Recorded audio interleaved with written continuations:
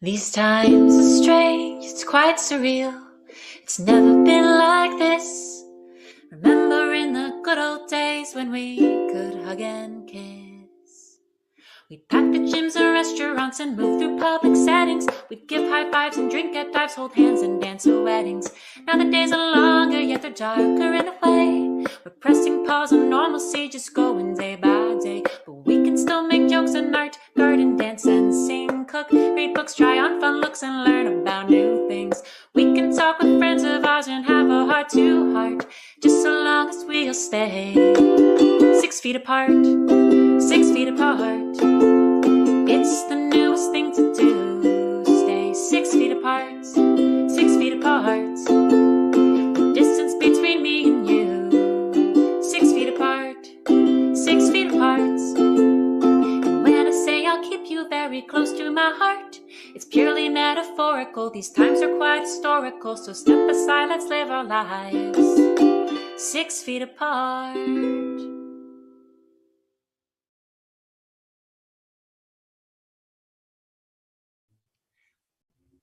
Hi, everybody. Hi, and welcome to 6 Feet Apart Productions. So happy you're here to join us on YouTube, and put your name in the chat. Tell us where you're from. Have you been to see the show before? Lovely to meet you. And also, what we were going to do before we start the show, let's have a look at our backstage. It's really just the tellers, and a couple of guests. So let's wave and say hello to them all. Hi, everybody.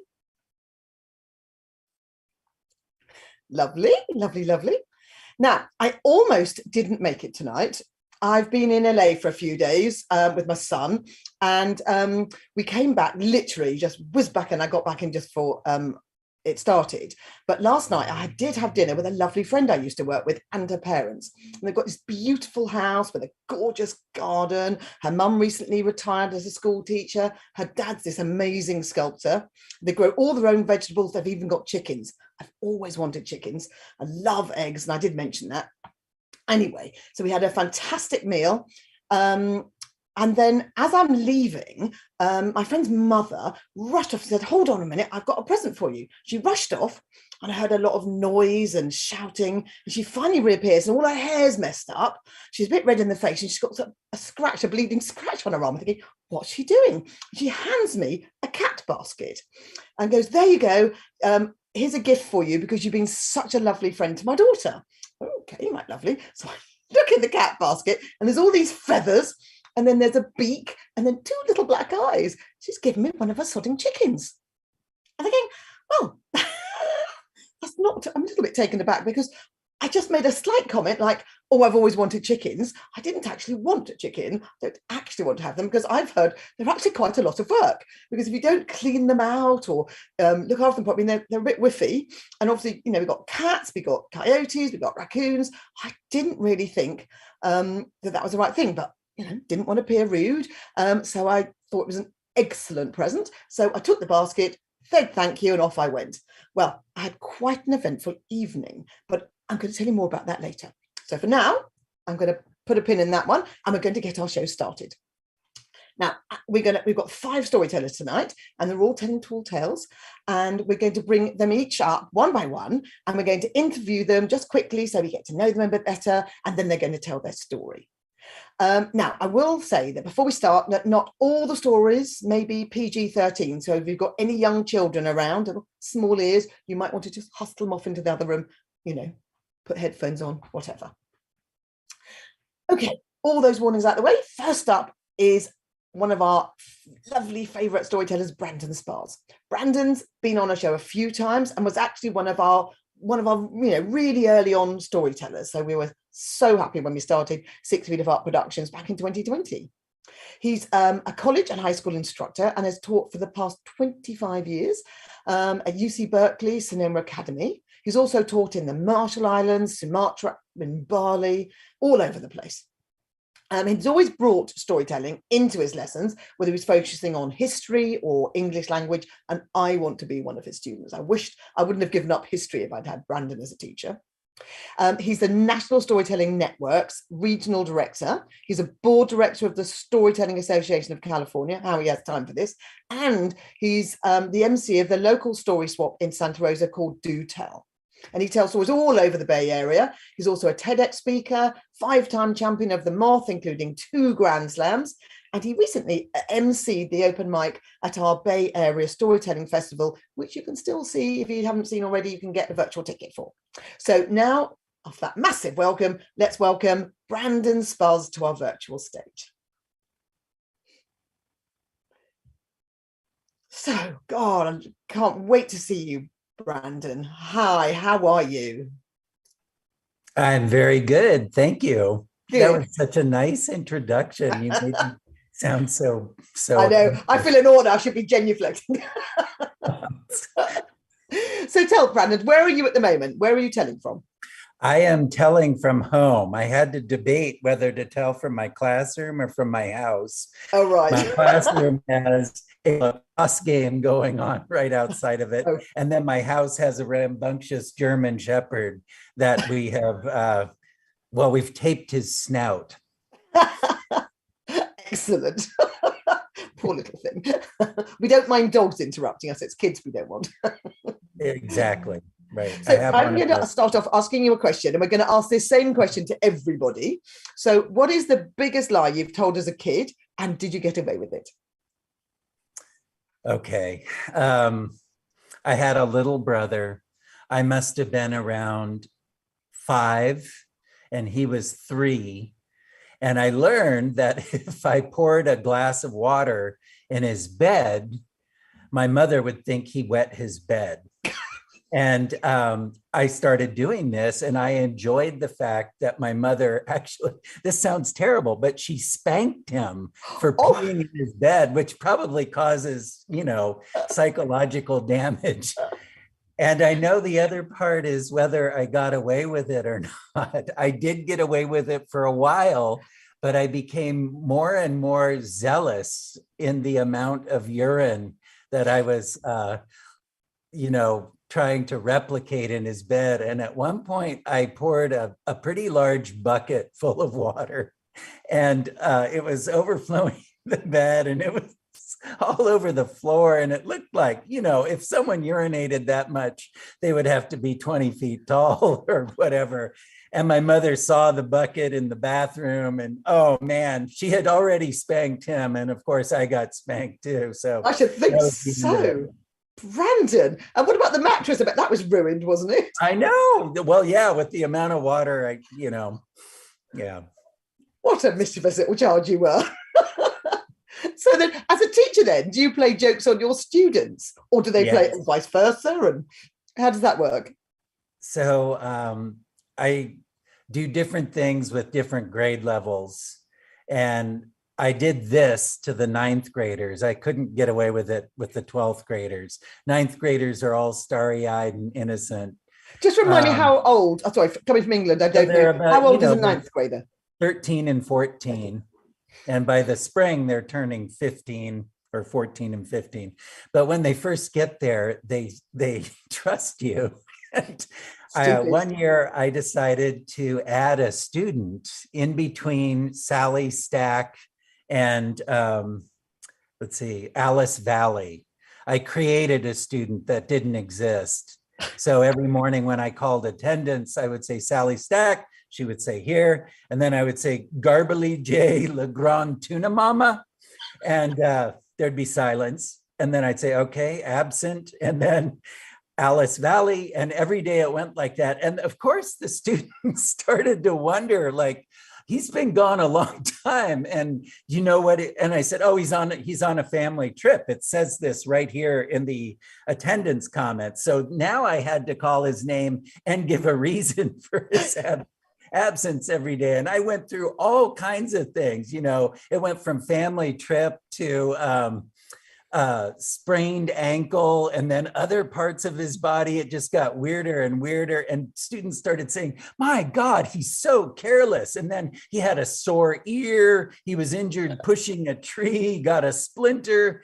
And then it was stamp conferences, dog sled races, origami competitions. And one girl said, what an eclectic man. And finally, the end of the semester, I had to wrap this up some way. And I said, Well, everybody, Garbly J. Legrand Tuna Mama will not be joining us this semester. He has moved to Kalamazoo. And one girl who had been so involved in the whole thing, you know, she said, he is so mysterious, Mr. Sparse. Did you ever tell them it was a joke?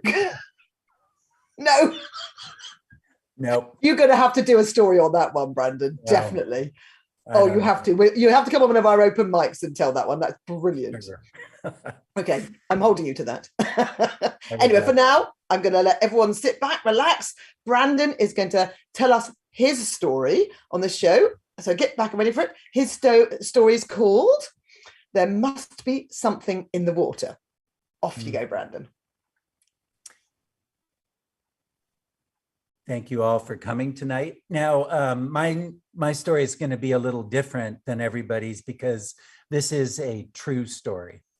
This really happened, 100% true. And I grew up here in the Bay Area, but my family always kept a house on a river in the state of Missouri, which is where my mother was from. And of course, we loved going there. I loved it so much. I even sometimes told people later in life I was from Missouri. And people have commented how if I've had a few beers, I even start to sound like I'm from Missouri. Or when I get excited, sometimes I sound like I'm from Missouri too. Well, after I graduated from college, I moved far away from Missouri and far away from California. I went all the way across the world to the nation of Indonesia, lived there for a while, met a woman, fell in love and got married in Indonesia. And it was my mother who said, "What are you going to do for the honeymoon?" This is the same mother that spanked my brother for urinating in his bed. And she thought, and she said, "Don't take her to Hawaii. You can't take her there. That would be like just going down the street in Indonesia. That's like her own backyard." And then she got an idea. She said, "Why don't you take her on a road trip from our house in California to our house on the river in Missouri? She can see how beautiful and vast the land of America is." Well, it seemed like a good idea at first, but it took a turn for the worse right away. She came down with a fever on the drive. Turned out later we determined it was mumps, but she was pretty sick and she was practically comatose when I hit the gravel road and pulled in front of our cabin. Well, I wanted to still do it right. So I went over to the passenger door and scooped her up out of her seat and carried her to the front door with the intention of carrying her across the threshold. But when I opened that door, my heart sank. Out gushed water from the house, thousands of gallons of river water, and thousands more were still trapped inside. And so I put my bride back in the car and I rolled up my pant legs and walked into that flooded first story room to see about draining the house. I made it in about 15 feet, but then I stopped. From further inside that room, I heard a splash. And sure enough, through the gloom, I caught the luminous glow of white foam on the crest of a wake being made by something as it swam beneath the surface. Something big was swimming in slow circles in the back of the room. Instinctively, I backed out. And then I did the only thing I could think of to do at the time, which was go to the only place of business for miles. It was a bar run by a former Marine whose name was Booby. Oh, Booby was glad to see me. "Hey, old buddy," he said, "how you doing? Is this your new bride? Well, she don't look so good. Well, I'm sorry, I couldn't make it to the..." "Booby," I said. And he said, "What?" I said, "There's water in my house." And he thought and he said, "My God, old buddy, I'll bet that was from the flood we had about 4 weeks ago. I should have gone down and checked." "Booby," I said. And he said, "What?" I said, "There's something in the water in my house." And he gave me a look. And he asked, "What do you suppose it is?" And I'll be danged if right behind his head weren't this picture on the wall. And in the picture was Booby, and hanging from his arms was an enormous prehistoric paddlefish, the kind that still swim the green waters of the Ozark Hills. He had purportedly caught this thing with his bare hands and killed it with his commando knife. Why, I don't even think I said the word paddlefish when his hand went to the till of his register and he pulled out that very same big black commando knife. And he said in a way that only a Marine can say something, "Well, I suppose I better go take a look." This next scene is like right out of a goddamn horror movie. There we were, the three of us in his white pickup truck, bouncing down that gravel road, me and Booby, and wedged between us, my half-conscious bride, headed for that dark house full of water with the thing in the water. Why, we parked outside my house and we left my wife in the truck to rest.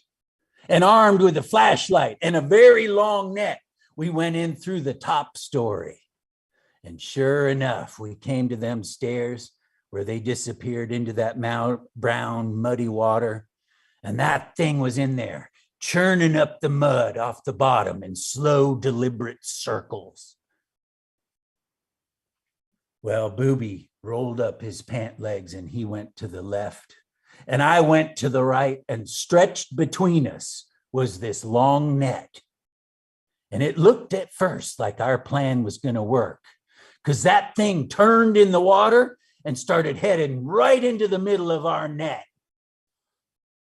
I've only screamed twice in my life. And the first time was in the jungles of Sumatra, when I awakened to find a rat the size of a cat sitting on my chest, chewing on my lower lip. It comes from down here, and it's like you hear yourself doing it. Well, this was the second time. As I put my bare foot down into the mud and the ooze lining the floor beneath that water, something slithered right over the top of my foot, which meant whatever this thing was, it was a hell of a lot bigger than we thought. Why, it had to be 25, 30 feet long. And I screamed. And the force of my scream caused me to lose my footing, and I went down in the water with the thing.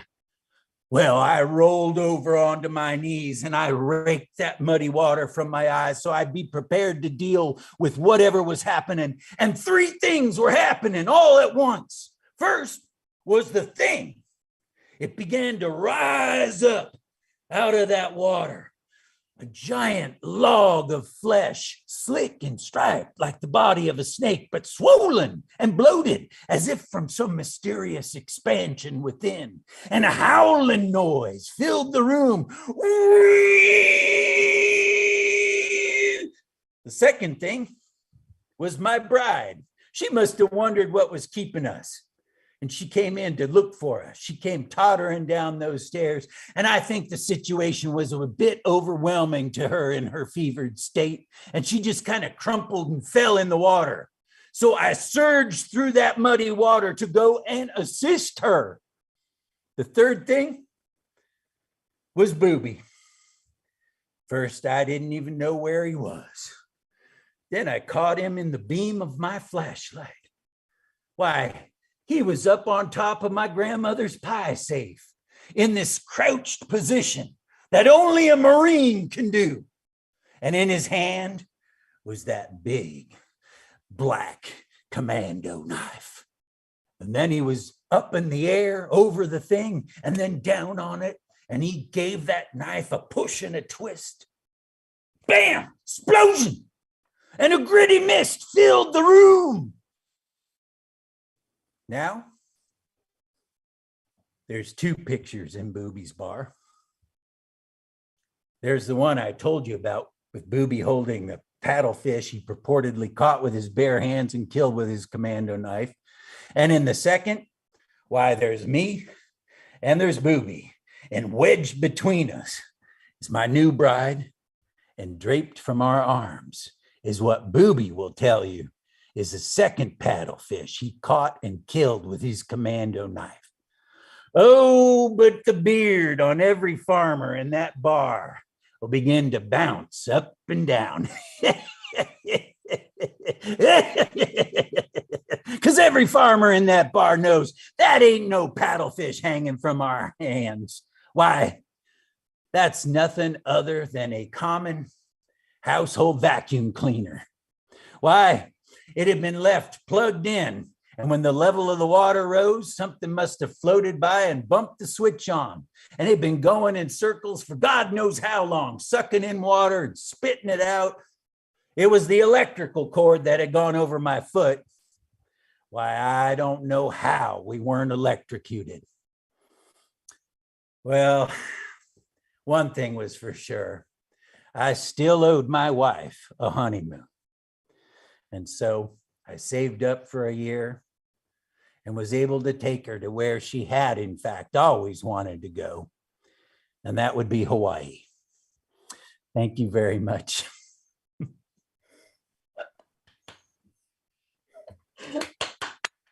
Oh, brilliant.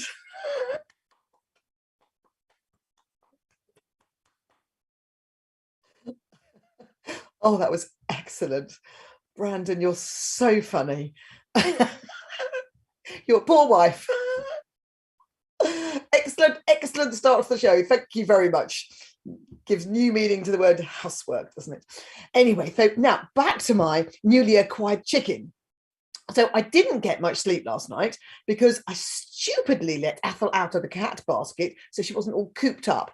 But then, of course, she was running around my hotel room, jumping on the bed, making a ton of noise, also making a ton of mess. It took me quite a while to wrestle her back into the cat basket, got the scars to prove it. So this morning, I did a runner out of my hotel so I didn't get caught with a cleanup, and then finally picked up my son and we're on our way. Now, Ethel making an absolute racket on the back seat. So we'd not gone more than a couple of hours when, well, I'll leave it there and I'll continue in a while. So our next storyteller is the incredibly talented Anne Rutherford. Now, Anne was on our traditional folktale show back in May last year, telling a wonderful story. If you want to go and see that, it's free on either our website or our YouTube channel. Thoroughly recommend you go and do that. Anne is an award-winning storyteller. She tells funny, moving performances that include tales of personal adventure, Pacific Northwest folklore, and other traditional tales. She's also the 5-time winner of the Northwest Folklife Liars Contest. So you might not want to believe everything she tells you. I don't think you can believe anything anybody tells you tonight, just saying. She's got CDs, which are The Habit of Joy and The Adventures of Clementine Ryder. And they're both Storytelling World Award winners. And the same thing is for the story, the first catch on her CD 3, Lies and Some Truth. Anne's part of the TBD Storytelling Gang, which are a fabulous bunch of about, I think, 8 of them. And they've been telling stories free all through the pandemic. So I think it's every second Tuesday, fourth Tuesday. She'll tell us later. And they created that during the pandemic just for your entertainment. So she'll tell more about that later. So please welcome to our virtual stage once again, Anne Rutherford. Hi, Anne. How are you? Welcome, hi, Claire. Great to be with you. Oh, it's so lovely having you back. Mm-hmm. So tell us where you're telling from tonight. Well, you look like you're like Little Red Riding Hood's wood at the moment. Yeah. Yes. Well, this is just a typical backyard scene in Portland, Oregon. I'm in my backyard. Green up there, isn't it? All that rain. Very green. Very green. So, Anne, tell us, what's the biggest lie you've told as a kid, and did you get away with it?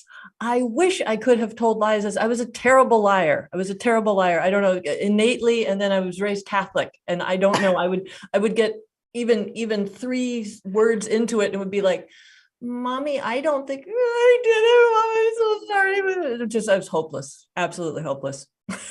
You need some training from Brandon, obviously.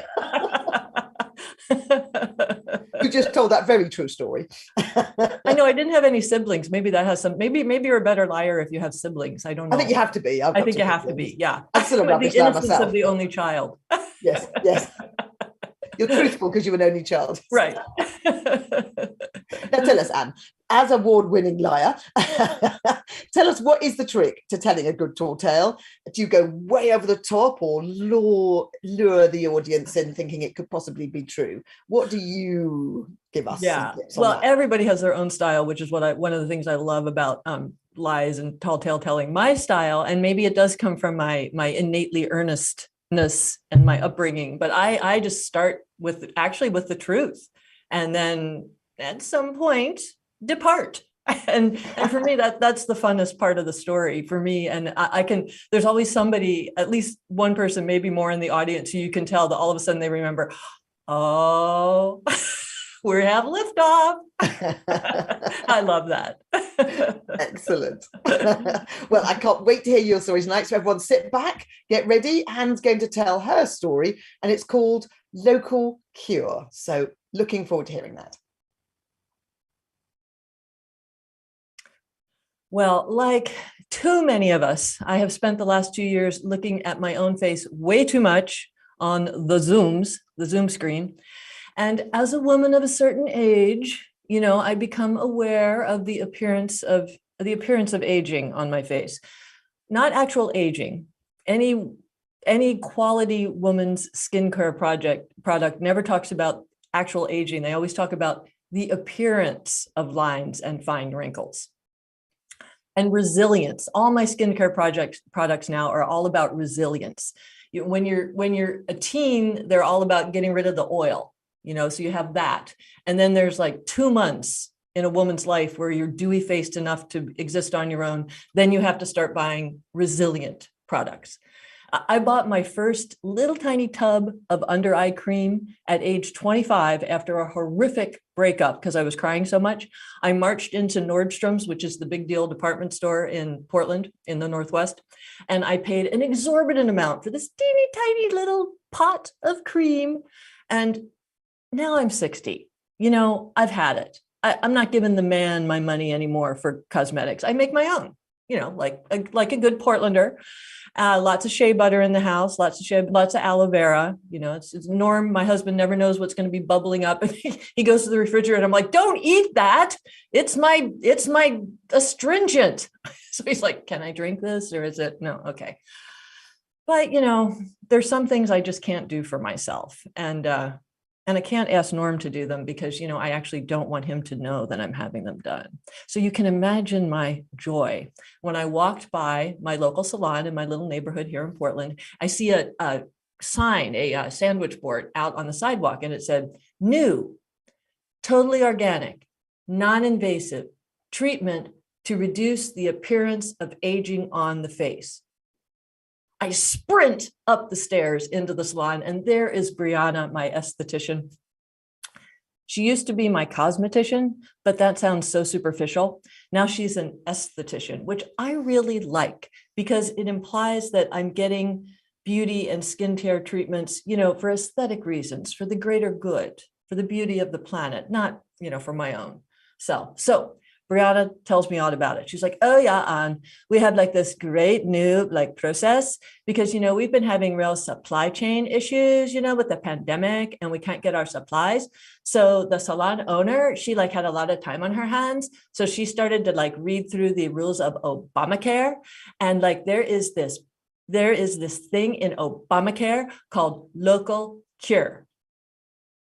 Well, indeed, evidently buried in the pages of the federal healthcare, whatever the formal name of it is, there's a little known funding source. It's an incentive for entities, healthcare and a spa, a salon counts as that, healthcare entities, if they source their materials from if their materials are sourced, are grown or harvested within a 50-mile radius of their treatment facility. They call it a nano habitat.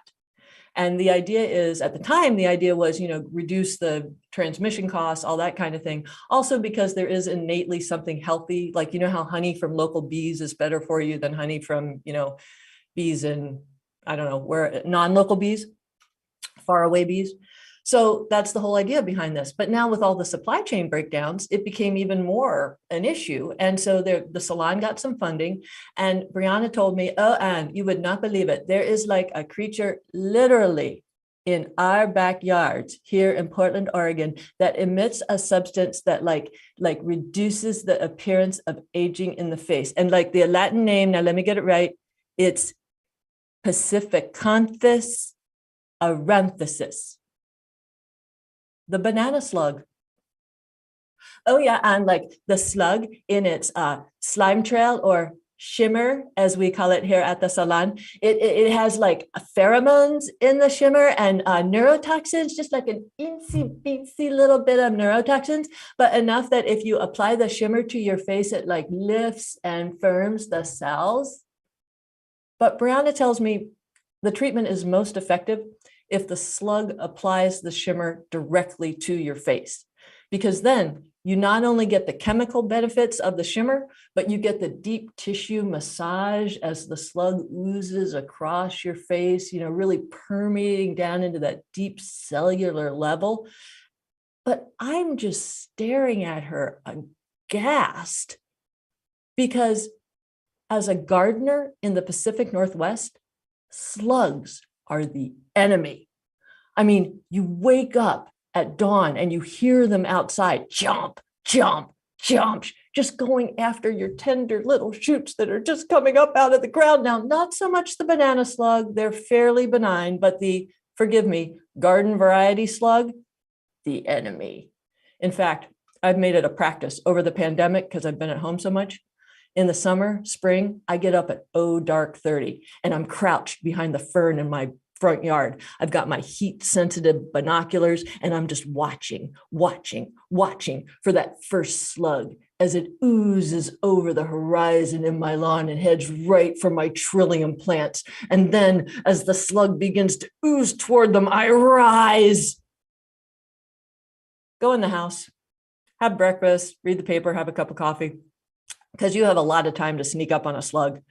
Then I go outside, and just as dawn is breaking, I use natural and all natural organic method to send the slug on to its next existence.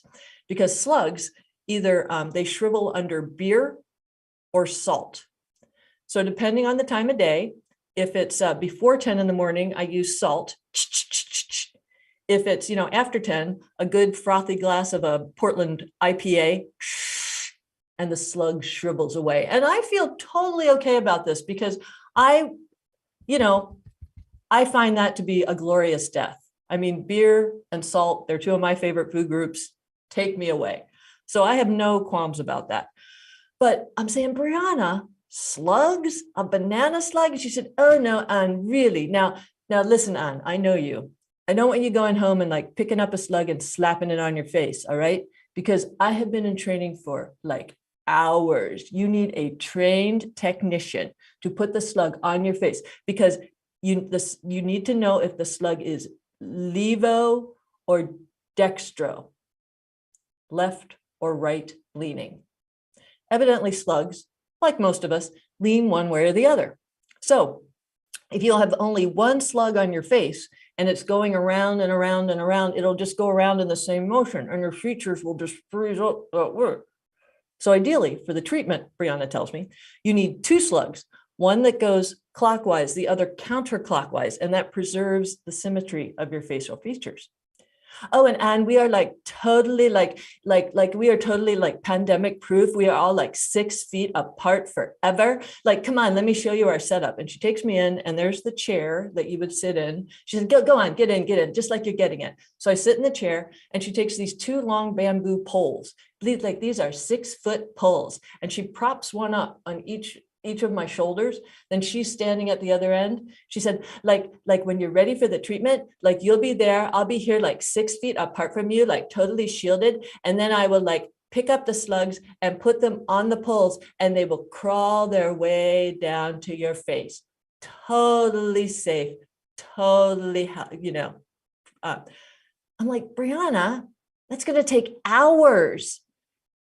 Well, like we do have a more stepped up plan. I've been trained on the slingshot. Now we've had a little product damage, but I've gotten pretty good. So I can like zing the slugs like right on your face when you're ready. And I'm like, Brianna, I mean, I don't know. I'm getting a bad feeling about this. I mean, I like to feel like I have, control over my own body and like what goes on it and in it.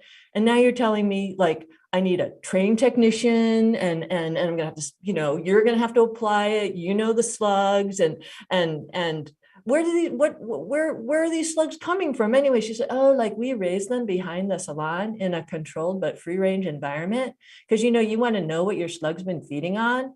So like we feed them like rose hips and, other stuff that's legal to grow in Oregon. So these are happy slugs and it really enhances the shimmer. I'm like, I don't know, Brianna. I just like to feel like, oh, Anne, don't worry.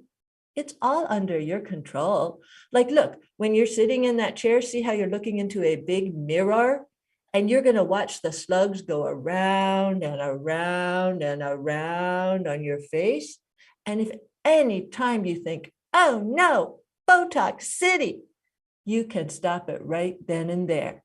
Because here's what I'll give you. And she handed me right then and there, for one hand, a pint of fresh hopped Portland IPA, and in my other hand, a large bore salt shaker.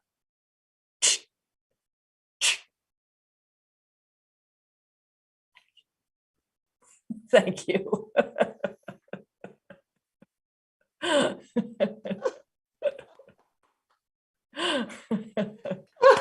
Yay. Thank you. Oh my goodness. Oh, that was so funny. Oh, I can't believe you did that. That was so funny. So not having slugs in my face, I'm going to put up with the wrinkles. I used to have a whole load of slugs in England and we had rabbits, and I used to come out in the morning, it was like a horror scene. The rabbit was cowering and there's slugs everywhere, and we used to put cider out, and that was, I think it's a happy death, isn't it? It's a happy death. Brilliant. Thank you. Fabulous. Oh, what a lovely show. Now, I'm going to say hello to a few people on YouTube. We've got Judy Clapper from Ohio, Morgan Hanshaw, I'm terrible, Pennsylvania, Renee Kimray from North Carolina, Jessica, I don't know how to say that, Jessica, is she from Virginia? And Jane Dorfman from Maryland. And we've also got Kathy Catano. She's one of our patrons, along with Judy. So hello, everybody. Nice to see you on YouTube. Hope you're enjoying the show. Now, just going to get back to Ethel. So Tom and I are driving over the grapevine from LA to San Francisco. Ethel's squawking away on the back seat non-stop. We're getting a bit tired of this because the noise is a lot, and it's starting to smell a little bit too. So we stopped to eat at a popular breakfast place known for its delicious fresh eggs.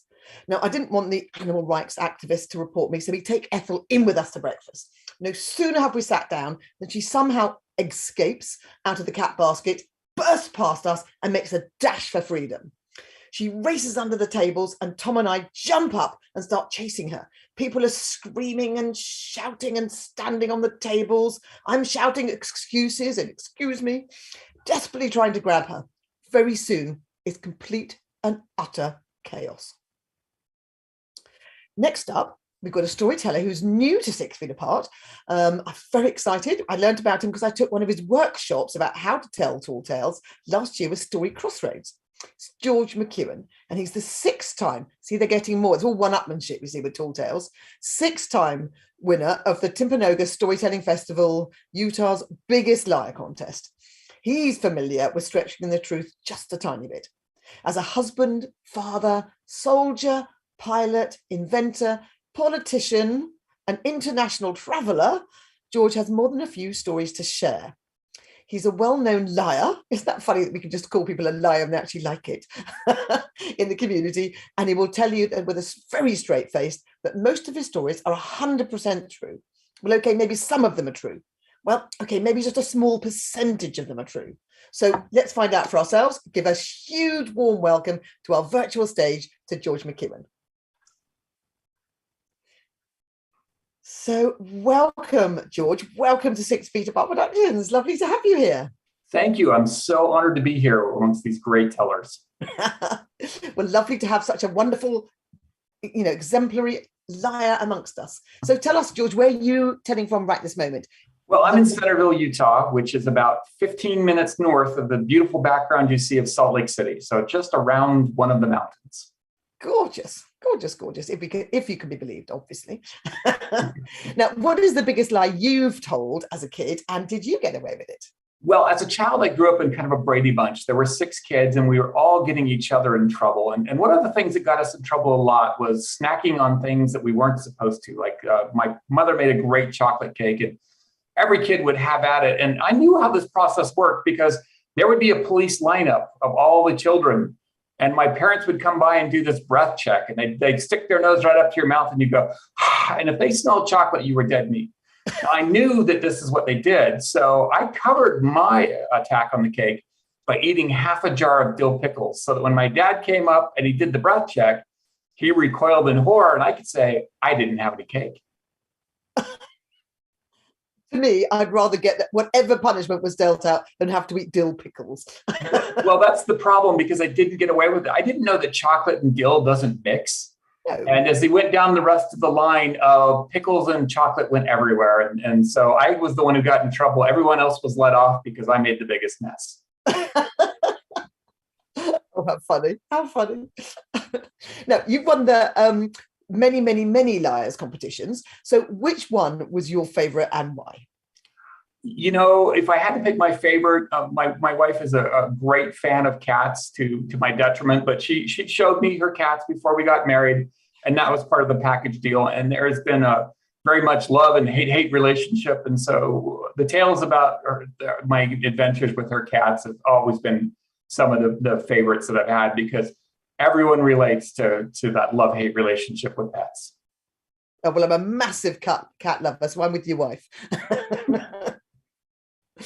Excellent. Thank you very much, George. Lovely to get to know you a little bit better. So now everyone sit back. George is going to prepare himself, and his story is called Hamster Man. So off you go, George.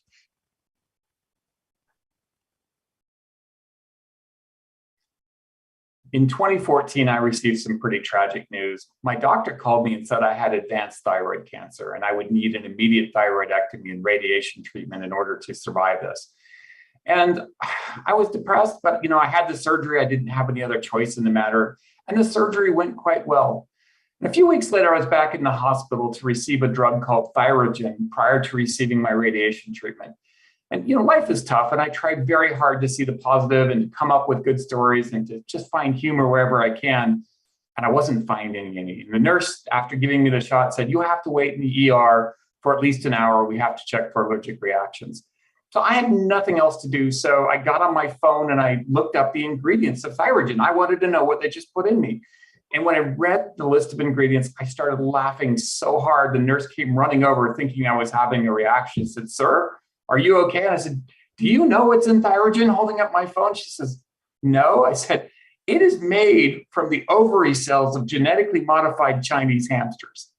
She looked back at me and she didn't understand why this was so funny. And I said, "Look, tomorrow I'm getting radiation, and I'm now filled with hamster cells. Hamster cells plus radiation does not equal Spider-Man." And she just shook her head and started walking off, probably looking for the number to the psych ward, because I kept giggling. I thought it was great. So I spent the rest of the hour daydreaming about what powers Hamster Man might have. Would he be able to burrow through newspaper at high speed? Would he suffer from extreme cuteness? Would he shell his enemies one at a time? And, I thought, no, it wouldn't matter, because pulling up to a crime scene in a hamster ball could never be as cool as Batman. Well, the next morning I came back to the nuclear medicine wing of the hospital and was shuffled off into a little room. After about 20 minutes, a man came stomping in wearing this lead-lined hazmat suit, carrying this big lead cask, and with a lot of ceremony, he took the lid off. And with these huge tongs, he reached in and he took out this tiny little pill, and he put it in the palm of my hand, said, "Go ahead and swallow that with a little bit of water." And once I did, he said, okay, I'm glad you came in today, but now I need you to leave by this private elevator. I don't want you to get within 6 feet of anyone for the next 5 days. Have a great day. Well, I got in the elevator and I went back down to my car, and I'd read the books, and you can't really touch things without gloves because you'll radiate them. And so I went home, and my wife and my daughter had already prepped for my isolation by taking a road trip and leaving me home. So I came home to an empty house, and I sat down at the kitchen table, and I was really depressed. I mean, I was filled with radiation and nothing was happening. I didn't feel like turning my McDonald's Coke upside down and drinking it like a bottle feeder. I had no superpowers, and my family was gone, leaving me alone in this house, and nothing was going to make me feel better. Well, some people think that cats are sensitive to the needs of the people in their home, and our family cat, Nico, thought that the best thing he could do was give me one of those brush bys on my ankle. So he did that. And as he finished his brush by, all of the hair on his left side just fell out. And he looked up to me with an accusatory stare. And I have to admit, it was the funniest thing I think I'd ever seen. So I started laughing, but he got his revenge because some of that hair got up into my nose and I started to sneeze. But instead of a normal hachoo, it came out as a kaboom. And I was almost deafened by the sound. And even with my eyes closed, I was nearly blinded by this brilliant flash of light. When I finally opened my eyes, there, rising off the kitchen table, was a perfect 1 foot high atomic mushroom cloud. I couldn't believe what I was seeing. I was so shocked I hadn't realized I had burned off my right eyebrow. And then it happened again. Kaboom! Sure enough, another mushroom cloud. It was at this point I realized, I have atomic boogers. I'm going to blow something up. Now, normally I don't listen to the little 9-year-old in my head. Okay, that's probably the biggest lie I've ever told, but I thought this time I can get away with it because nobody's home. So I decided what I wanted to do is I wanted to recreate one of those 1950s Nevada test sites and where the bomb goes off and all the buildings and cars get blown away. So I ran around the house and I found my son's loose Legos that were always all over the place, some Matchbox cars, and my daughter's favorite little tiny pocket dolls. But don't worry, they got over it. They're all in college now.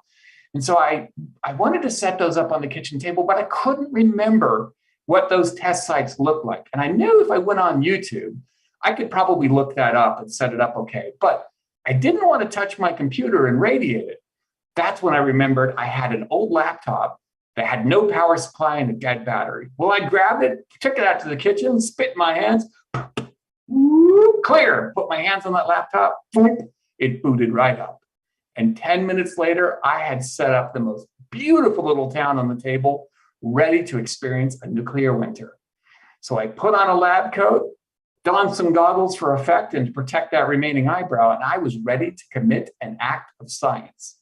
A little bit of pepper under the nose, kaboom! It was a thing of beauty. Polly Pocket dolls were all over the kitchen floor burning. A couple of the Matchbox cars were embedded in the wall, and I was enjoying the destruction that I had created around the kitchen. It was absolutely fantastic. That's when I heard, there standing in the doorway was my beautiful wife, Leslie, who had come home prematurely to pick up my daughter's cell phone with all of her registration information. And there I stood with that mushroom cloud still rising off the table, my hair blown back and singed, looking as stupid as you possibly could. Now, my wife surveyed the damage as she looked around the kitchen, and she did it very slowly.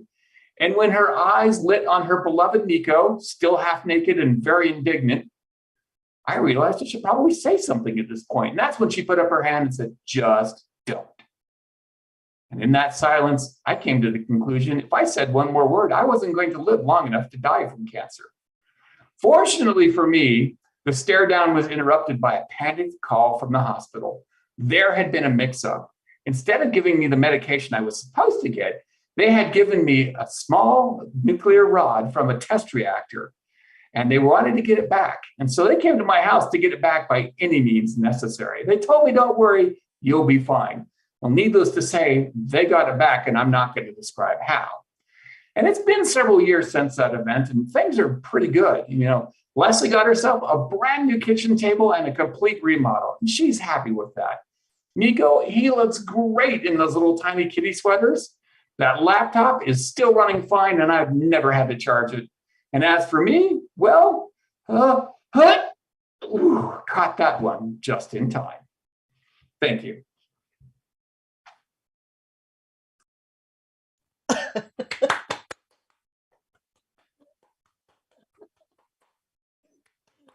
Oh, wonderful. Oh, this is just what I needed tonight, was all this laughing. It's fabulous. Atomic boogers. Oh my God, that's so funny. Thank you so much, George. I'm so pleased you came on our show. That's just fabulous. Oh my God, what fabulous stories all evening. Loving it. We've got two more to go. So, right, back to Ethel. Ethel has evaded all my attempts to catch her. She dashes into the kitchen when the swing door opens. And then all I can hear is the sound of pots and pans falling over. So with great trepidation, I follow her. The back door is open and a line of cooks with their mouths hanging open are staring outside. I run past and then pull up short. At the back of the restaurant, just across the road, is a huge chicken run with hundreds of chickens clucking and pecking grain and running around. And there's definitely a very foul odour. Ethel crosses the road, and I think I see her disappearing into one of the hen houses right at the far end.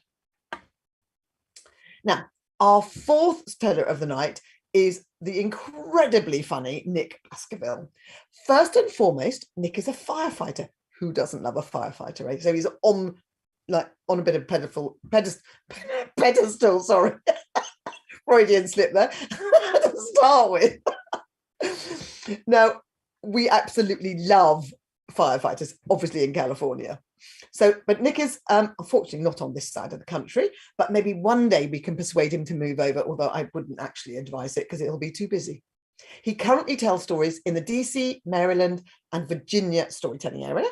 And as a storyteller, he tells stories for shows like The Moth, Story Collider, Better Said Than Done, Mistakes Were Made, and The Perfect Liars Club. In addition to telling stories, he's hosted shows for so many different people, including the Armed Services Art Performance, both online and in person.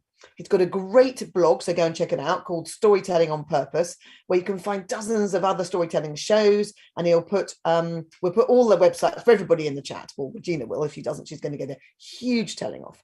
So please give a huge welcome to Nick Baskerville. Or Baskerville. I don't actually know how he says his name, but I'm going to call it Baskerville. Hound of the Baskervilles. Hi, Nick. How are you? How do you say your last name? It's just like the Hounds of the Baskervilles. Baskervilles. My husband and I say Baskerville. Oh, anyway, we have an argument about how you say that. So tell us, Nick, where are you telling from today? I am telling from my basement, and that is no lie, because this is the part of the house that I get to. This is my part of the house that I get to. That's your den, is it? Your cave? Well, that's what happens. You get 3 levels, and then you get the bottom level. So I'm on the bottom level. I'm hoping to move up one day. Well, how lucky. I always wondered where you told from, actually. It was I often see with your little blackboards. Now tell us, Nick, the question for you. What was the biggest lie you told as a kid, and did you get away with it?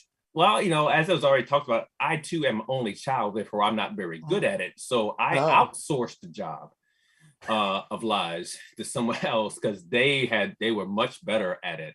And so we came up with this thing he came up with this thing to where we were going to go camping. Folks, I'm from the city. I don't know if you understand that camping involves you going out somewhere, but we convinced our parents that we were going camping in the back, and then we actually went out to the club is where we went. So did you get away with it? Unless my mom's watching right now, yeah, I think I'm doing pretty good, actually. Well done. I could never have done that because I hated camping, so I wouldn't have got away with that at all. Now, do you like playing pranks or April Fool's jokes or anything like that? I mean, particularly as a fireman, I'm sure you must do lots of that stuff. Actually, I'm a bit abnormal that way as a firefighter. I really don't like the practical jokes, because normally they'll get you back eventually. One time they wrapped someone's office in wrapping paper completely, everything. And that doesn't sound impressive, but I didn't know you could buy that much wrapping paper with rainbows and unicorns, but you can. But the get back, they took a bag of glitter and they put it in the vents of the guy's car. Oh no. So when he turned it on, it looked like Liberace and LeBron James just formed and this big cloud of glitter that went everywhere. And I was like, that is amazing. How do you get all the glitter out of there? And they're like, oh, that's easy. You get rid of the car. That's how you get rid of all the glitter. Honestly, glitter is one of those things that never goes away. Never. I once had one of those Venetian masks in the car years and years ago. Every so often we still find bits of glitter. I mean, I don't know why. Just it never goes away. Well, I think that's the worst thing you could do to someone is to put that in their car. Well, thank you. Okay, everybody sit back. Nick is now going to tell his story, and it's called Sometimes It Bees Like That. So welcome, Nick. All right. Well, throughout the pandemic, like probably most everybody, right? You wanted to kind of work on things, get better at doing skills. And I'm in my first house. It's an end of the road townhouse, and I'm not great at fixing things, unfortunately. Right. So one time the thermostat on the wall wasn't working, and so I got it to work. So it was on 98 degrees in August. That's not really the ideal way to have that all fixed up. Another time, the water pressure wasn't coming out right in the sink, so I got it tweaked, and that's how we pressure washed our floor because the pressure was just a bit off. Another time, there was a problem in the upstairs toilet, and so I sat down to fix it, and my kid, she must have been like 5, she came down, sat next to me, and said, "Oh, this should be good." Now, I'm new to telling tall tales, and I know that the typical thing is that what you do is you tell the truth up to a point and go, and you're like, he's already telling lies. That stuff actually happened. So this is why I know that I really have to get better at fixing things. So I decided I'm going to fix the railing and some of the stuff outside of my home. But before I get to it, that morning I hear this knocking and beating at the door. So I open up the door to see who it is, but there's nobody there. So I close the door. I finish to get ready. I hear it knocking and beating on the door again. So I open up the door and I don't see anybody. And so I go back, they finish getting ready, and I see it again. This time I open up the door and I look and I wait, and it's a bee. And I was like, I can't believe, what is this bee? Hey, get out of here. Shoo, get away. How dare you treat me like this? I'm sorry. Are you talking to me like you're a bumblebee? Shouldn't you be off doing something or making honey? First of all, I am a carpet bee, and I don't like being stereotyped because not all bees are the same. All bees' lives matter. Bees like that. Okay. So why are you here in my home? Well, secondly, this is not your home. This home actually belongs to Bella Queen the bee. So you're representing the queen bee, am I understanding you correctly? Yes. And so that still doesn't explain like why you're here. Like first off, I noticed it's my house. My name is on every bill. He says, well, I'm here to work on it. I am a carpenter bee. We improve and do things. And I've looked around at your work. Let's not call it work. We'll just say we looked around. And so I'm here to be able to fix things up. I don't know about you all. I don't like being disrespected like this. I got something for him. I close the door. I go back. I've got a can of bug spray. I am going to make great work of him. I open it up and I spray it on him. And I know I hit him because I saw him wipe it off his face. He takes the can, hits me in the face, pushes me back in, closes the door. I've had doors slammed in my face. I've not had myself pushed in a door and the door slammed in that way. That was different. So I opened it. So I decided, you know what? I need to go with some big guns. I need to show him who's boss. So I came out with a flamethrower, which some people may seem like that's over the top, but I'm a firefighter. I know what I'm doing, right? So I let it out, and I'm just going back and forth to try to get him. And he starts doing this matrix sort of thing, and it's just, I can't really get him. And then before I know it, he does this kung fu thing, takes it from me, hits me in the head, pushes me back in. Oh, this is really getting irritating. So now I'm looking on Amazon because I'm gonna get a laser gun. I figure this is probably going to be the best way. I just get it to order Prime. While I was doing that, someone's knocking on the door. I open it up. It's not DeBey. It's his lawyer. He presents me with a summons. Apparently, I need to go to court. One, because I'm living illegally in someone else's home, which that's a lie. And secondly, because of the unsafe, unhealthy, hostile work environment that I had put the bee in. Apparently, carpenter bees are unionized. I didn't see that coming. Off to the left, I hear my neighbor laughing at me because he's like, "You're getting punked by a bee." And I said, first of all, mind your own beeswax. Secondly, I'm going to come up with a way to be able to get through this, but I don't have money for a lawyer ready. So I've got to figure out another way to get ready. So I do what everyone in the 2022, 2021 would do in this day and age. I get an HBO subscription. I find I find some lawyer movies, old and new. I want to make sure I've studied them all. Law and Order. I know all the things to say. Perry Mason was there, the new and the old one. So I've gathered up. I know what I'm supposed to do. Day in court comes. I walk in and sit on the left. The bee is over there with his lawyer, but he's also bought the queen bee and Bobby Boucher King. BB King, I think is what they go by as a nickname. So now I'm waiting for everyone's there. The whole room is a buzz, shocker.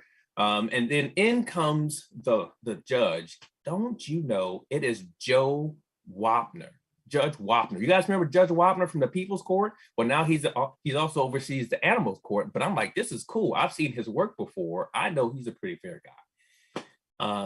So the prosecutor calls their first witness, and in comes this person just slithering and sliding their way all the way through. Gets on there. Sir, for the court, will you state your name? My name is Sam Snake. Mr. Snake, can you attest to the fact of whose home it is? Oh, it belongs to the queen bee. I know it. I've been here since the beginning of time. No further questions, Your Honor. I say, hold on. I've got a cross-examine here. Sir, so you've been here since the beginning of time? Yes, since the very beginning. I like to show Exhibit A, the Bible. In here, it shows that the snake was thrown out through a breach of contract. This person was not here. They don't know what they're talking about. Whew. First witness taken care of. Now the next witness comes in. This with big, tall, walking tall, just bright yellow fellows all over the place. I'm like, this is just flamboyant. This is too much. Can you tell us your name, is what they say. And he says, well, yes, my name is Bertha Isabella Gertrude Bird. You can call me Big Bird for short. Miss Big Bird, can you tell us whose home this is? Well, this is the queen bee. I have known him for years. I've lived around here, always been here. That's no further questions. Walks out there. I say, okay, so you've always lived here? Yes, always lived here. Yes. So this video showing you living on Sesame Street is a lie. Well, I was subletting. How about you see your way out? Just when I thought it couldn't get any worse, just when I thought I was winning, in comes this hunched over person, little beady eyed, just buzzing all over the place, sits down. Sir, what is your name? I am Cecil the Cicada. Cecil, can you tell us how long you've been? I've been here 17 years. 17 years, and I know for a fact that this has been in the bee lineage this entire time. Shoot, I can't, I don't know if I can actually do anything with this. So I negotiate a plea deal. We refer to it as the 2021 Baskerville Peace Accord. What I've done is they're going to let me stay in the place, and they're actually going to fix the place up. I even got them a little home. I got them a little home, a little house, and put it there near the front door. It's a bee trap I got from Home Depot. So that way, just like the Hotel California, you may check in, but you're never checking out. Thank you.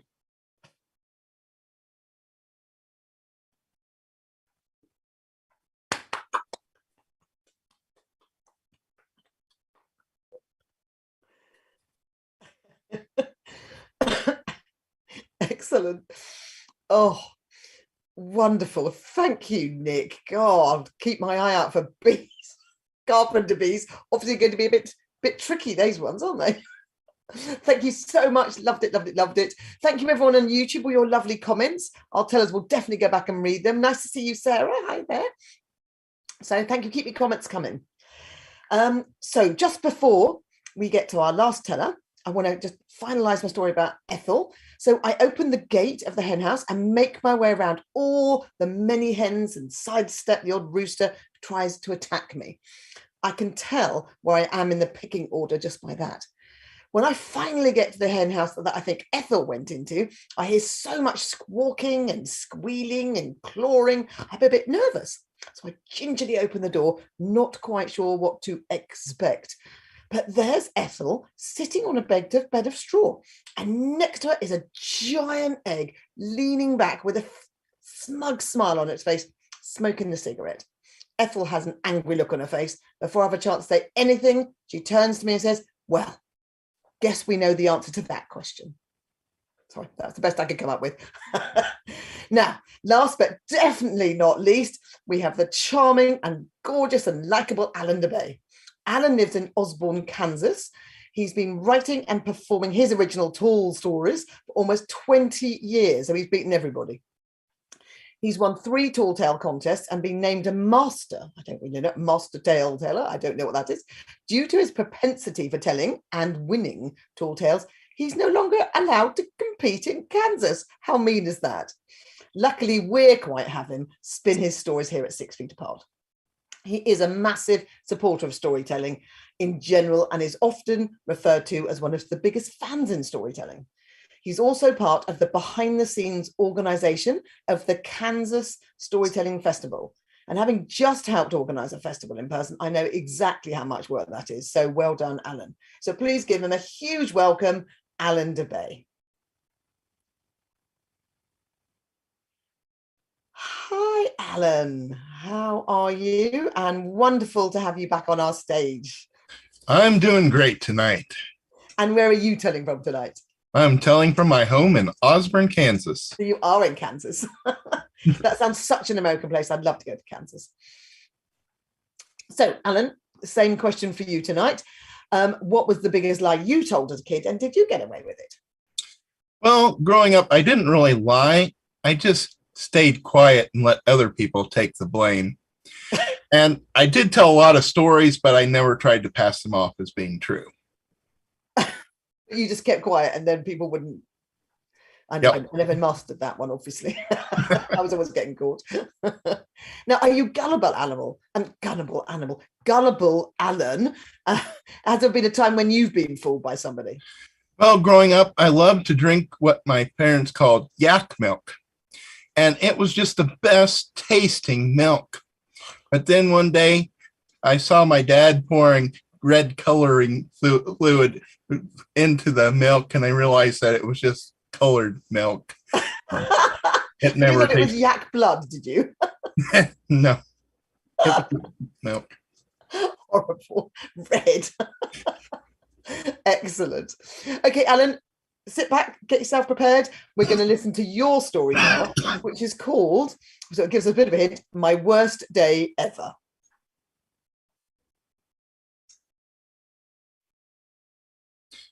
Well, it all started off with a toothache.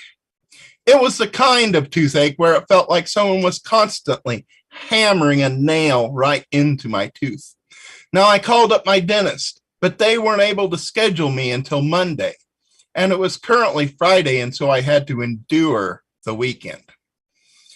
Now, when I say I had to endure the weekend, well, everybody else had to also, because I had heard that chewing on garlic relieved the pain of a toothache, and so they had to endure my bad breath. Well, Monday rolled around, and I went out to my car, and I reached into my pocket for my keys, but my keys weren't there. I realized that I had accidentally locked them in my house. And I walked around my house, and I realized the only way in was through the window air conditioner unit. And so I went and I picked it up, and I walked right through my window, found my keys on the couch, and I I went out to my car and it started right up. And I started off down the highway. Now, you see, my dentist is a good 30 plus miles away. And so I was on the road for about 20, 25 miles. And that's when I saw it. There was flashing lights behind me. I was being pulled over. And so I pulled over and I waited for the officer to come up to my door. And it was a 6'6" police officer. And not only was he 6'6", he had a long beard. I'd never seen anything like it before. And the officer looked down at me and he said, "Do you realize why you have pulled me over?" I said, "No, I have no idea."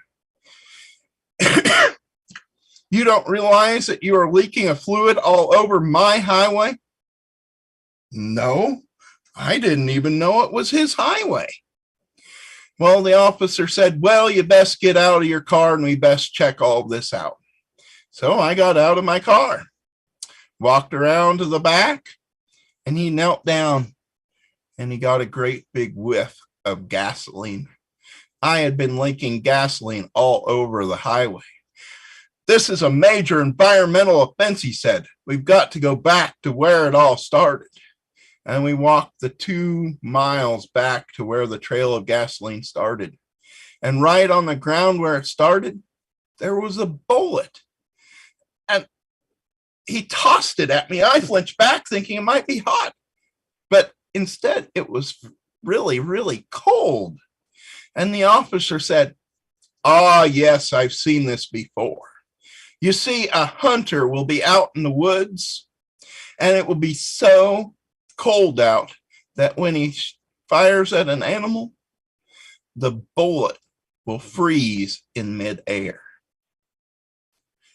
And today it was warmer in the springtime, and that bullet just happened to unthaw, and it continued at its previous velocity and hit your gas tank."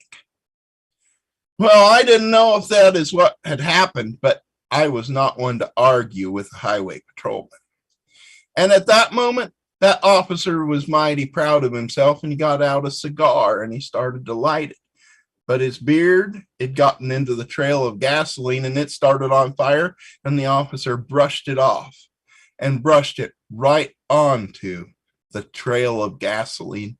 And the gasoline started on fire and shot down the highway. The officer, he went running right into the line of fire. I jumped to the side because I didn't want to get burned and ran beside him. And we were almost up to our cars, and I yelled, "Stop, it's gonna blow." And we both froze in midair, and we watched as my car exploded and parts of it landed in the neighboring field. And his car, yep, it's right behind mine, and it started on fire also, and parts of his car landed in the other field, starting it on fire. And so now we had 2 fields on fire. And the highway was on fire from our cars also.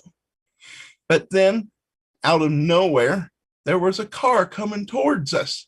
Now, it was able to avoid all of the debris, but then, out of nowhere, hopped a ninja hopping frog, and it hopped onto the hood of the car, and it launched itself right at my forward head, knocking me backwards, and my head hit on the pavement of the highway. My tooth, it dislodged, and it rolled down into my throat, leaving me both unconscious and unable to breathe. The officer looked back and he kind of laughed, and he said, "I think we're going to need an ambulance also." The officer came back and he started doing CPR on me. And then when he came up to breathe in my mouth, my tooth had dislodged and it shot into his mouth and it lodged in his throat. And now he collapsed on top of me, unconscious also. And you know what happened next? The local paparazzi showed up. You know, the people that are always listening in on their scanner radios to be the first one to the scene to report their version of the story on Facebook, Snapchat, and Chitter. Chitter? Well, I may have just invented a new social network there.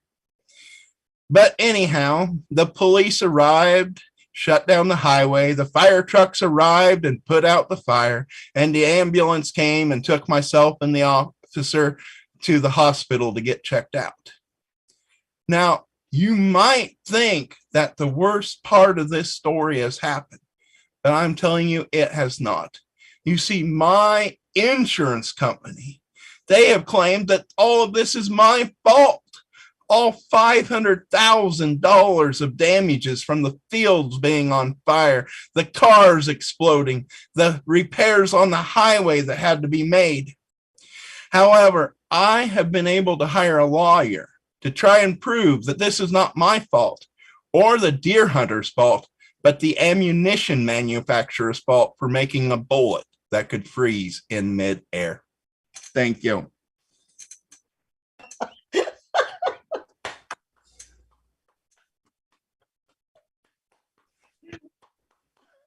Yes. Oh my goodness, that's hilarious. A ninja hopping frog. And bullets that free midair. Oh my God, that is fantastic. I can see why you're banned from Kansas. You're going to have to come to like Kansas. I mean, to come to California instead. And maybe we should get Nick over to California as well to help you with the firefighting. Obviously, we need it next time. Anyway, thank you so much. What a brilliant evening. I needed that so much, let me tell you. That was just lovely. Just what I wanted. So what I'm going to do now is bring back all our storytellers one at a time, and they can tell us what they've got coming up and where you can see them, because obviously you're going to want to see them again. So first up, Brandon. Let's bring Brandon Spars back up. Hi, Brandon. How are you? And where are you going to be next telling a story? Wow, what a night of stories. It That has was really been brilliant, hasn't it? Thank you for all the great stories, everybody. Let's see. May is kind of a difficult month. Graduation and everything is happening. So I guess the next thing for me is going to be the San Francisco Free Folk Festival, which is sometime over the summer. Lovely, lovely. And obviously at your story swap. And we'll have to get back on again soon then, obviously. And Anne Rutherford, let's bring you back. Hi, Anne. Thank you for your fabulous, hilarious story. I'm never going to think of slugs in the same way ever again. Oh, what a great night to be a part of. This is fabulous. Oh, it's so good. So what have you got coming up? Two things. One, which this audience should resonate with, and these tellers. My husband and partner in crime, Norm Brecky, and I have started a series called the Good Liars Club. It was supposed to be a one-off during the pandemic, but you know how that goes. Now we're on our 6th. So our Good Liars Club 6 is on May 10th, Tuesday at 5 p.m. Pacific time, and you can find info about that on my website. Ingrid Nixon's going to be joining us, Cheddar Galloway, and Shimajima, and some other people. It's going to be terrific. Lovely. And then as you so graciously mentioned, Claire, the TBD storytellers are last Tuesday of the month at 5 o'clock Pacific. Yep. And our show in May, Norm and I are part of that show, as well as Simon and Sheila Arnold, Simon Brooks and Sheila Arnold. And the cleverly original title of the show is The May Show. It's almost here. And you can find info about all that on my website. Perfect. Perfect. Thank you, Anne. Look forward to that. And George, let's bring George McEwan back on, Mr. Hamster Man himself. So, George, where are you telling stories next? Well, I'll be telling in June, and it will be actually TEDx Salt Lake City, so I won't be allowed to lie. But I'm going to make up for it at the Utah Arts Festival on June 25th, where I'll be telling on the main stage. Wonderful, wonderful. I'm going to have to make my way over to Utah, definitely. And Nick Baskerville. I've got it right. So, Nick, when are you telling a story next?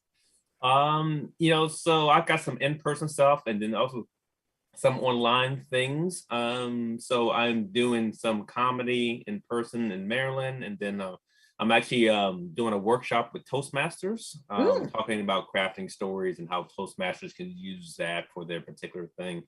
And then I think the last thing I got is, again, some comedy. It's actually to help raise some money there for some firefighters. There's a conference here in Virginia, so I'll be doing that. And so, but everything else, whenever I have stuff that pops up, I think I have some things in June coming as well. You can find that stuff on my blog, and I will actually. Oh, you've muted yourself, Nick. 2.5 years, 2.5, 3 years. This is what I'm. We never learn, do we? I can't fix nothing. I can't fix myself. How about that? Not even myself. I know, that is the thing that we all can't manage, is it? Mute, unmute. Who would have thought that would be so hard, eh?